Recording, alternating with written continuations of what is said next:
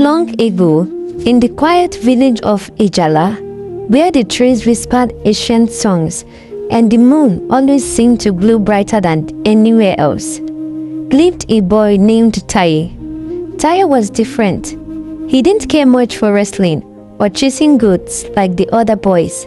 No, Taye loved music.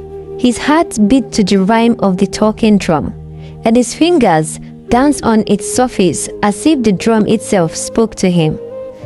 People would say, "That boy is not just playing drum, he's speaking to the spirits." They meant it as a joke, but perhaps they were right. Taye's drum was his best friend. He played every morning at the stream, every evening under the big mango tree, and every festival his sound led the village dance. But curiosity is like fire. It starts small and then spreads. And one evening, as the sun melted into the hills, Taye overheard two men whispering near the palm wine shed. "I tell you, that drum is still there, deep in Igbaenuibu." "Ha! You mean the forbidden forest?" "Yes, the spirit drum left there after the ancient drum has vanished. It calls to the living sometimes." Taye's ears twitched. A spirit drum? The next day, while the villagers went to the market, Taye picked up his drum and crept into the Agboinigbo, the forest within the forest. The trees in Agboinigbo were tall and twisted, their branches like fingers reaching for secrets. The air was heavy, the birds were quiet, but Taye kept walking. He followed a strange breeze. It whispered in a rhyme only he could understand. Pata, pata, pata, pata. The sound led him to a massive iroko tree. Its roots coiled like sleeping snakes, and beneath it was a shining talking drum, bigger than anything he had ever seen. Strange symbols ran across its skin, and a faint glow paused from it like heartbeats. Taye reached out and touched it. The wind, the leaves, time itself. Then just like that, he started again. Taye dragged the drum home, panting and excited. He didn't tell anyone. That night, just as the moon reached its highest point, the drum began to beat on its own. Pata, pata, pata, pata, pata. Taye sat up, eyes wide. He hadn't touched it. The beat got faster, then slower, like it was speaking in a language he couldn't understand. Suddenly, his room grew cold. The candle went out. Then, knock, knock, knock. His grandmother, old Mama Aduke, burst in. She looked at the drum and dropped her torch. "Aye me o, aye me o. Taye, where did you get that?" "I found it in the forest." "I didn't know." "You don't touch the ayoro. That is the drum of the spirit." She pulled him close. "Many years ago, the greatest drummers of this land played that drum, but they broke a sacred promise. They played it on the night of silence. The spirits cursed them. Their souls vanished." "What do they want from me?" Taye whispered. "Only a pure heart can release them. But if your heart holds fear, the drum will keep you." Taye promised not to play it again, but the next night it called to him, softly, like a lullaby. Pata, pata. He tried to ignore. He covered his ears, but curiosity, yes, that fire again, won. He touched the drum, and the room went dark. Shadow, tall, glowing faintly. They didn't speak, but they moved, danced slowly. Their faces were gentle, sad. Then a voice echoed, not from their mouths, but from the drum. "Play for us one rhyme from your show." Taye trembled. He began to drum, slowly and gently. The drummers swayed, and then the window shattered. A wild wind rushed in. One of the spirits stepped forward. "You must not fear. Only without fear can the rhyme be true." Taye's heart beat fast, but he remembered his grandmother's words, so he closed his eyes and played, not with fear, but with love, with hope, with the rhyme of peace. As he played, the shadow began to glow. One by one they smiled, bowed, and disappeared in sparkles of light. The drum paused brightly, then went silent.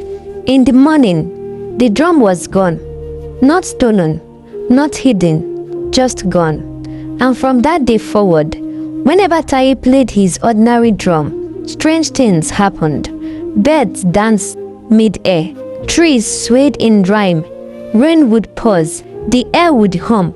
The village said, "This boy is not just a drummer, he is a bridge between the living and the lost." But Taye never spoke of the spirit drum again. Only his grandmother knew the full story, and every full moon, she would smile quietly when Taye played, knowing somewhere out there, the spirit musicians were still listening. This made Taye so happy, because from that day, even the neighboring villages came to listen to him play the talking drum. This was not just a new beginning for Taye, but also it was a new beginning for the whole village. As days turned into weeks and weeks into months, something began to change in the quiet village of Ejala. Taye's drum, the very one that once brought him ridicule, started drawing attention far beyond the boundaries of the village. It began with the villagers themselves.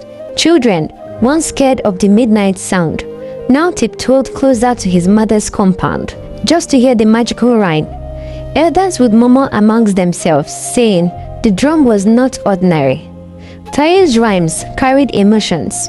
Sometimes it made people cry, and other times it made them laugh without knowing why. His fame started spreading to neighboring villages.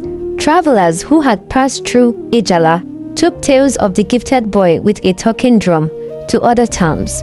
Soon, people started visiting to hear him play. Some offered coins, others brought gifts, yams, clothes, or even livestock. Every full moon, Taye would sit under the ancient Iroko tree and play his drum. The moonlight would bathe the village square, and the air would hum with the sound of his sacred beats. His drum began to be called Ayedu, which means joy of the world. By the time Taye was 13, he had become a local legend. He was invited to festivals, weddings, and naming ceremonies. Chiefs from other villages sent messengers to request his presence, but Taye remained humble. He would always bow low and say, "Na the drum they talk, no be me." He started teaching younger children how to listen to nature, how to respect the spirits, and how to create rhyme, not just with hands, but with heart.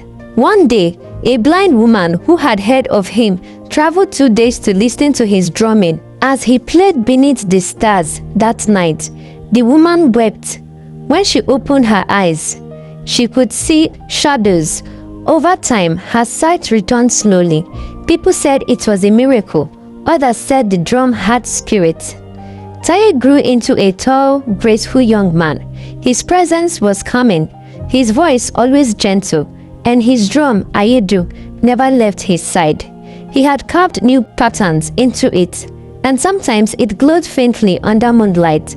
One dry season, an entourage of riders arrived from a distant kingdom known as Udumare land.